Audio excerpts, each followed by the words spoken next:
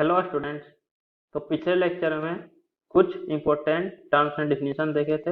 आज भी उसी को कंटिन्यू करेंगे। सम इम्पोर्टेंट टर्म्स जो कि मोल कॉन्सेप्ट का पार्ट 2 है। यदि आपने अभी तक पार्ट 1 नहीं देखे हैं तो हमारे चैनल पे जाके पार्ट 1 देख लें। तो आज जो है फर्स्ट इम्पोर्टेंट टर्म्स देखेंगे, atomic mass unit AMU। AMU actually में यूनिट ही है। जैसे आपके पास अगर मैंगो है तो मैंगो का अमाउंट कितना है 1 kg, 2 kg या 1 ग्राम, तो ये यूनिट है ना केजी। तो उसी तरह से एटम का जो मास होता है उसके लिए यूनिट AMU यूज होता है। क्यों? क्योंकि एटम का जो मास होता है ना वो बहुत ही कम होता है। इतना कम होता है कि उस केस में आप केजी वगैरह यूज नहीं कर सकते हैं। एक्चुअली में क्या होता है हम लोग आगे देखेंगे। 6.022 इंटू 10⁻23 इतना एटम यदि कार्बन 12 का रहेगा तो इसका वेट होता है 1 ग्राम। तो एक एटम का वेट कितना होगा 1 डिवाइडेड बाई 6.023 इंटू 10⁻23 ग्राम। तो हर बार आपको इस तरह से लिखना पड़ेगा। तो इसलिए इसका अलग यूनिट ही डिफाइन करते हैं AMU। मतलब 1 एटम अगर कार्बन का है तो उसका मास होगा 12 AMU। कार्बन में भी C12 कार्बन, C14 जो आइसोटोप होता है उसका एटॉमिक मास ज्यादा होता है तो उसके इसमें 14 AMU के लगभग आ जाएगा। तो 12 AMU जो है 1 एटम C12 का मास होता है। तो 1 AMU को आप किस तरह से डिफाइन कर सकते हैं कि 1/12 the mass of C12 carbon atom. Carbon 12 atom का मास 12 AMU है तो 1 AMU कार्बन 12 के एटम का मास का 1/12 टाइम होगा। तो वही 1 AMU को डिफाइन करते हैं 1/12 the mass of carbon 12 atom. Atomic number तो 6 ही होगा, कार्बन है तो ये तो सभी में फिक्स होगा, C14 हो या C12 हो, लेकिन एटॉमिक मास डिफरेंट हो जाएगा। अब 1/12 into mass of carbon atom क्या होगा। तो देखिए कार्बन का एटम में 6 प्रोटॉन, 6 न्यूट्रॉन और 6 इलेक्ट्रॉन होता है, लेकिन इलेक्ट्रॉन का मास बहुत ही नेग्लिजिबल होता है। इतना नेग्लिजिबल होता है कि आप एटॉमिक मास के लिए इलेक्ट्रॉन का मास कंसीडर नहीं करते हैं। अब ये जो प्रोटॉन और न्यूट्रॉन होता है इसको न्यूक्लियॉन्स बोलते हैं, क्योंकि ये न्यूक्लियस के अंदर पाया जाता है इसलिए ये न्यूक्लियॉन्स कहलाता है। और न्यूक्लियस के चारों तरफ चक्कर लगाते रहता है इलेक्ट्रॉन, न्यूक्लियस के अंदर नहीं रहता है। तो ये न्यूक्लियस के बाहर रहता है इलेक्ट्रॉन जो है। तो वही है, nucleons are species that resides in nucleus. तो जो न्यूक्लियस के अंदर रहता है उसको न्यूक्लियॉन्स कहते हैं, प्रोटॉन हो या न्यूट्रॉन हो। तो आपके पास 12 न्यूक्लियॉन्स है, 6 न्यूट्रॉन प्लस 6 प्रोटॉन, 12 न्यूक्लियॉन्स है। और मास ऑफ प्रोटॉन और मास ऑफ न्यूट्रॉन लगभग 1 AMU के इक्वल होता है, लगभग 1 AMU होता है। दोनों का मास सेम नहीं होता है, न्यूट्रॉन थोड़ा सा हेवियर रहता है, थोड़ा सा रहता है। तो इसलिए अगर एग्जैक्ट क्वेश्चन पूछा जाए कि which of the following are heavier, option में न्यूट्रॉन और प्रोटॉन दे तो न्यूट्रॉन हेवियर होता है प्रोटॉन से, लेकिन लगभग वेट सेम होता है 1 AMU के आसपास। तो आप मास ऑफ कार्बन 12 एटम क्या लिखिएगा 12 इंटू मास ऑफ 1 न्यूक्लियॉन्स, क्योंकि 12 न्यूक्लियॉन्स है। एक न्यूक्लियॉन्स का मास 1 AMU के आसपास होता है। मतलब प्रोटॉन ले लीजिए या न्यूट्रॉन ले लीजिए, एग्जैक्ट क्वेश्चन आएगा तब आपको बताना पड़ेगा कि न्यूट्रॉन ज्यादा हैवी होता है प्रोटॉन से, लेकिन मास लगभग दोनों का 1 AMU होता है। तो इसलिए इसको 12 इंटू मास ऑफ 1 न्यूक्लियॉन्स लिखते हैं। तो 12 से 12 कैंसिल आउट हो जाता है, तो आप लिखते हैं 1 AMU equal to mass of nucleon, या फिर इसको मास ऑफ 1 न्यूक्लियॉन कर दीजिए। तो किसी भी एक न्यूक्लियॉन्स का जो मास होता है वही आपका 1 AMU के इक्वल होता है। मतलब मास ऑफ प्रोटॉन जो है वो 1 AMU होगा, ये ध्यान रखिएगा। या फिर मास ऑफ न्यूट्रॉन जो है ये भी 1 AMU होगा। तो 1 AMU को किस तरह से डिफाइन किया गया, तो ये होता है 1/12 the mass of C12 atom. तो C12 का 1/12 मास ही 1 AMU होता है।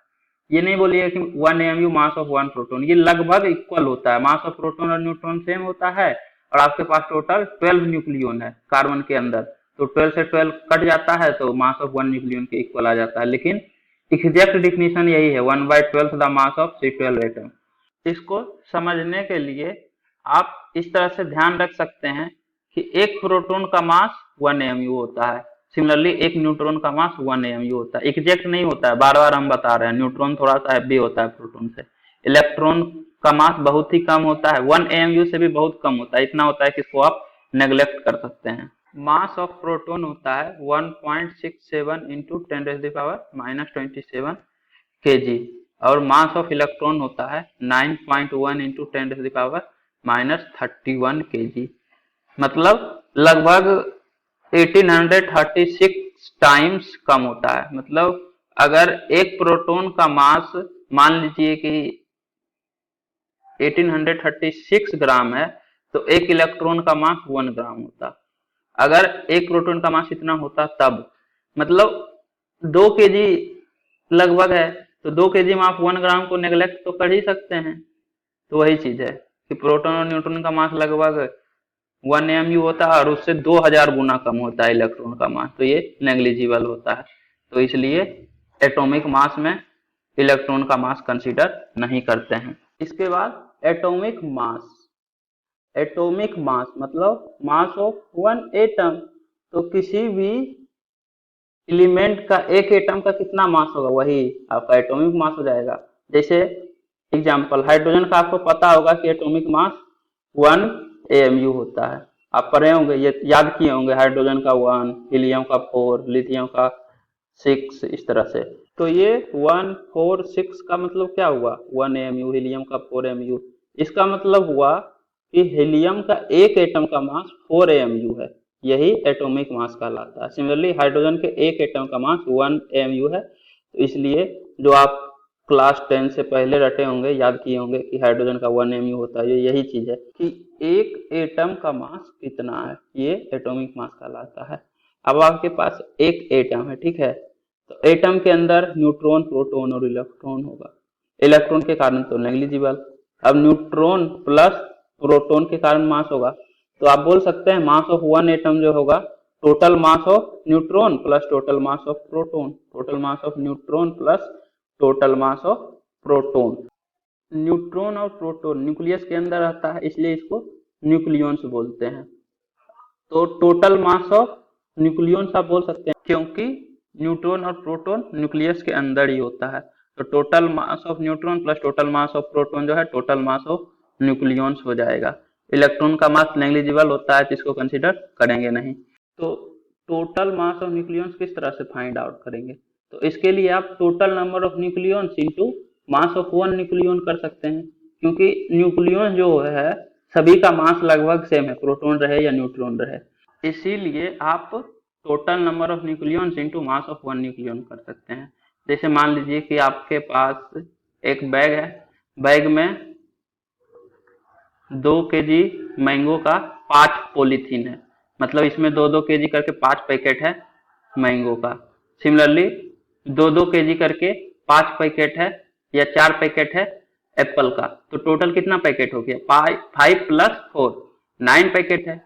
तो इस बैग का मास कितना होगा, total number of packet into mass of one packet, क्योंकि जो मैंगो का पैकेट है और एप्पल का पैकेट है दोनों का मास सेम है, इसलिए ऐसा कर रहे हैं कि total number of packet into mass of one packet. अगर मान लीजिए कि मैंगो 2 kg का रहता और एप्पल का पैकेट 1 kg का रहता, तो आप ऐसा नहीं कर सकते। तो आप करते total packet of mango into mass of one packet mango plus total packet of Apple plus mass of one packet Apple. लेकिन यहाँ पे मास दोनों पैकेट का सेम है, तो अलग अलग करके भी निकालिएगा तो वैसे ही सेम ही आएगा, और total packet into mass of one packet भी कीजिएगा तो वही आएगा।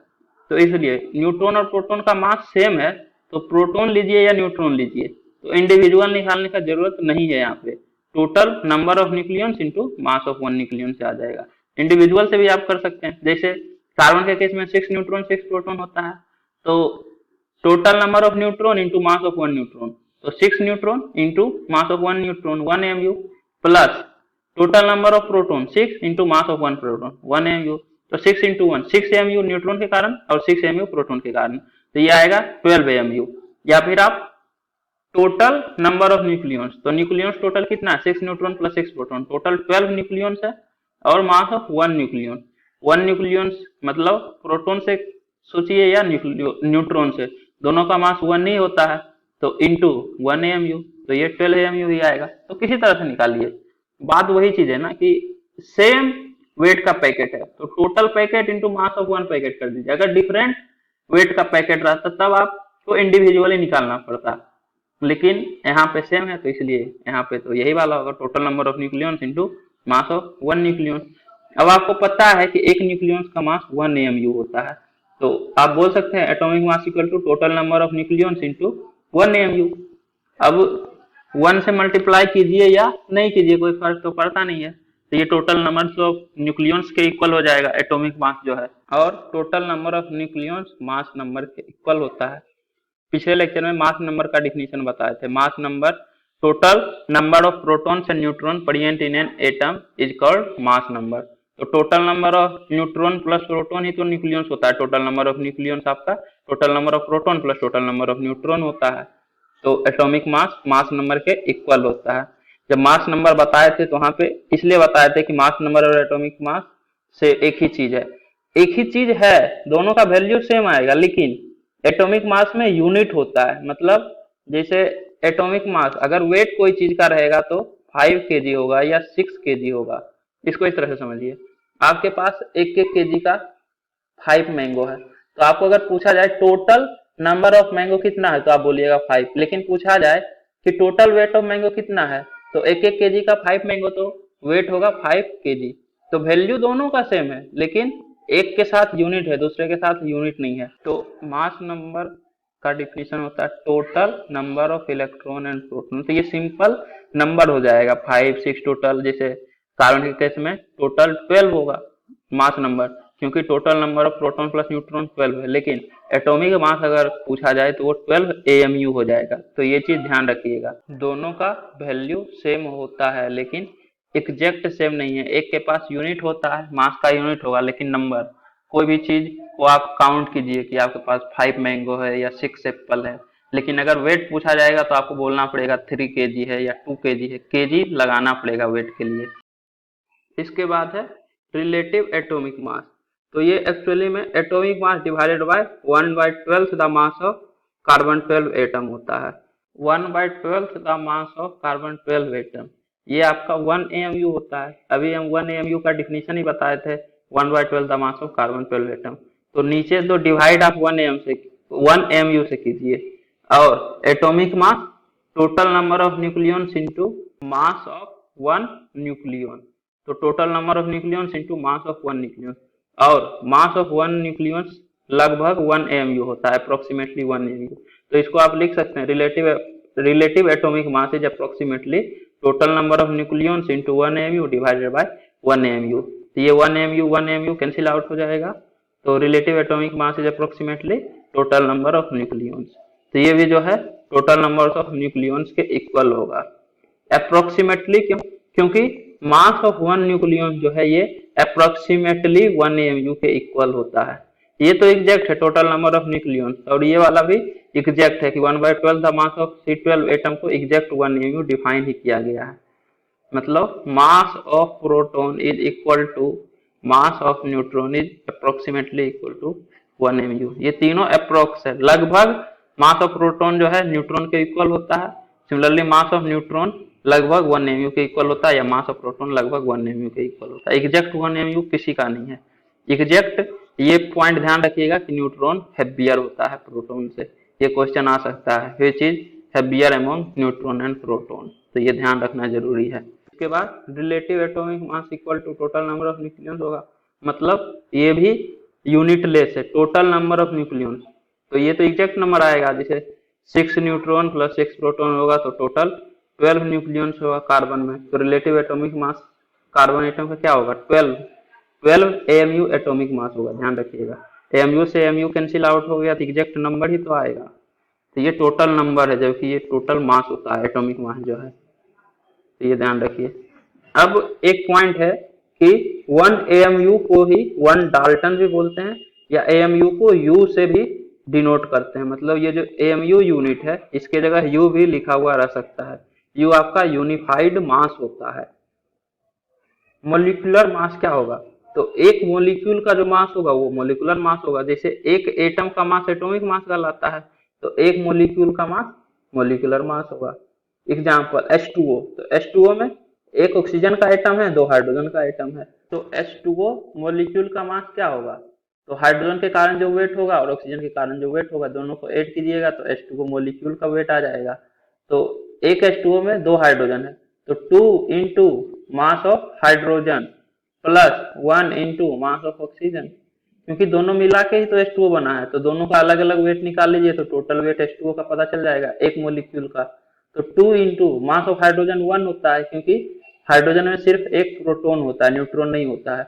इलेक्ट्रॉन भी होता है लेकिन इलेक्ट्रॉन का तो मास नेग्लिजिबल होता है, तो सिर्फ प्रोटॉन होता है। तो एक प्रोटॉन के कारण मास 1 AMU, तो एक हाइड्रोजन एटम का मास है 1 AMU, तो दो हाइड्रोजन का मास होगा 2 इंटू 1 2, प्लस ऑक्सीजन में 8 प्रोटॉन और 8 न्यूट्रॉन होता है, तो टोटल 16 AMU मास हो जाएगा एक ऑक्सीजन एटम का। ऐसे भी एटॉमिक मास आपको याद होगा ये सब का, कि ऑक्सीजन का 16 होता है, नाइट्रोजन का 14 होता है, कार्बन का 12 होता है जनरली, अगर C14 आइसोटोप दिया हुआ नहीं है तब। तो ये सब तो एटॉमिक मास आपको याद ही होगा। तो हाइड्रोजन के कारण 2 और ऑक्सीजन के कारण 16, तो टोटल 18 AMU हो जाएगा। इसके बाद CO2 कार्बन डाइऑक्साइड का मोलिकुलर मास बताना है। तो CO2 के एक मोलिक्यूल में एक कार्बन एटम है, दो ऑक्सीजन एटम है, तो एक कार्बन के कारण मास होगा 12, 1 इंटू 12, ऑक्सीजन का मास होता है 16 लेकिन दो ऑक्सीजन है तो 32 होगा, तो 12 कार्बन के कारण 32 ऑक्सीजन के कारण, तो 1 इंटू 12 प्लस 2 इंटू 16 ये 44 AMU हो जाएगा। सिमिलरली SO3, तो सल्फर का एटॉमिक मास 32 होता है, ये आपको याद होगा या याद रख लीजिए। तो एक सल्फर इसके कारण 1 इंटू 32, 3 ऑक्सीजन, तो एक ऑक्सीजन का 16, तो 3 इंटू 16 48 प्लस 32, तो SO3 का मोलिकुलर मास होगा 80 AMU। Similarly HNO3 nitric acid, तो एक हाइड्रोजन 1 इंटू 1, नाइट्रोजन का 14, एक नाइट्रोजन तो प्लस 1 इंटू 14, और ऑक्सीजन का 16 लेकिन 3 ऑक्सीजन है तो 3 इंटू 16, तो 1 प्लस 14 प्लस 48, तो ये 63 AMU होगा। नेक्स्ट H2SO4, हाइड्रोजन का 1 AMU, दो हाइड्रोजन है तो 2 इंटू 1, प्लस सल्फर का 32 AMU, एक सल्फर है तो प्लस 1 इंटू 32, और एक ऑक्सीजन का 16, 4 है तो 4 इंटू 16, तो ये 98 AMU आएगा कैलकुलेट करने के बाद। तो इस तरह से आप मोलिकुलर मास फाइंड आउट कर सकते हैं किसी भी मोलिक्यूल का। जैसे मोलिक्यूल में जो जो एटम है उसी का वेट तो टोटल मोलिक्यूल का वेट हो जाएगा। एक मोलिक्यूल में जितना एटम रहेगा सभी का आप वेट कैलकुलेट कर दीजिए तो उस मोलिक्यूल का वेट आ जाएगा। नेक्स्ट एटोमिसिटी, तो किसी भी मोलिक्यूल में टोटल कितना नंबर ऑफ एटम होता है यही आपका एटोमिसिटी कहलाता है। जैसे इसी में आप देख लीजिए पहला H2O, तो इसमें दो हाइड्रोजन एटम है, एक ऑक्सीजन एटम है, तो टोटल 3 एटम्स है तो एटोमिसिटी 3 होगा H2O का। CO2 में भी एक कार्बन दो ऑक्सीजन, टोटल 3 एटम्स है तो CO2 का भी एटोमिसिटी 3 होगा। SO3 में एक सल्फर 3 ऑक्सीजन, टोटल 4 एटम है तो एटोमिसिटी 4 होगा।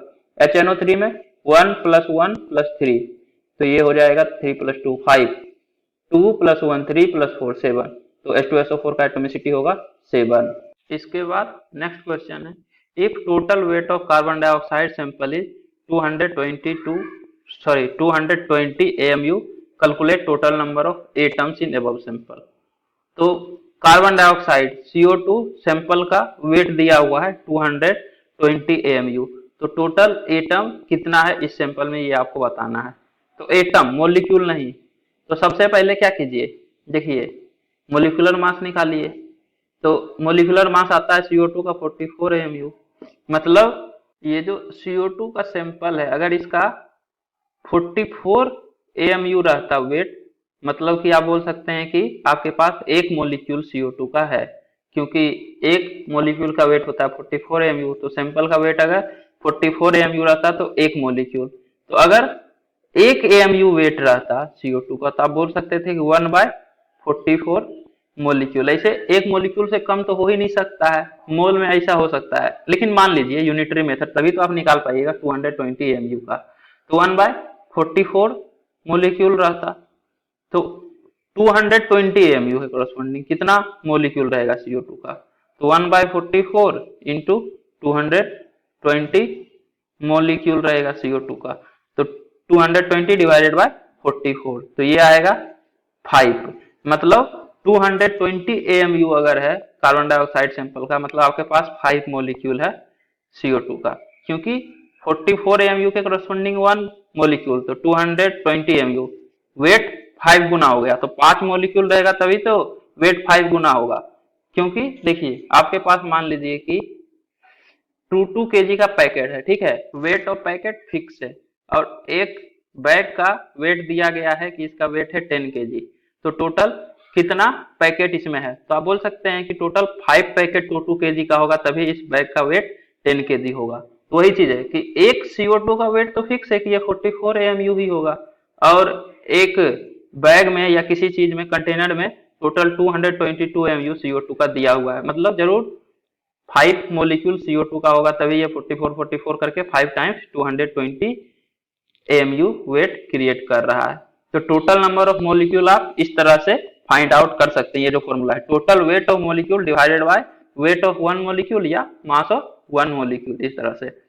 तो टोटल वेट 220 और एक का वेट है 44, तो टोटल 5 मोलिक्यूल्स आएगा कार्बन डाइऑक्साइड का। अब एटोमिसिटी इसका निकाले थे 3, मतलब एक CO2 मोलिक्यूल में 3 एटम रहता है, तो टोटल एटम कितना होगा, तो 5 इंटू 3 होगा 15, क्योंकि एक मोलिक्यूल में 3 एटम, तो 5 मोलिक्यूल्स में 15 एटम, तो total number of atoms above sample में 15 होगा। अगर मोलिक्यूल्स पूछता तो आप 5 ही लिखते हैं, हाँ 5 मोलिक्यूल्स, लेकिन एटम पूछा है, टोटल कितना एटम होगा, तो एटोमिसिटी से मल्टीप्लाई करना पड़ेगा, क्योंकि एक मोलिक्यूल में 3 एटम है CO2 का। अगर सिमिलरली SO3 रहता, मान लीजिए 5 मॉलिक्यूल्स रहता है SO3 का, तो उस केस में 5 इंटू 4 टोटल 20 एटम्स होता। ठीक है, तो इस तरह से नंबर ऑफ एटम्स निकालते हैं। तो उम्मीद करता हूं कि आपको ये वीडियो पसंद आई होगी। यदि आपको ये वीडियो पसंद आई है तो इसे लाइक करें, कमेंट करें और अपने दोस्तों के बीच शेयर करना ना भूलें। Thank you.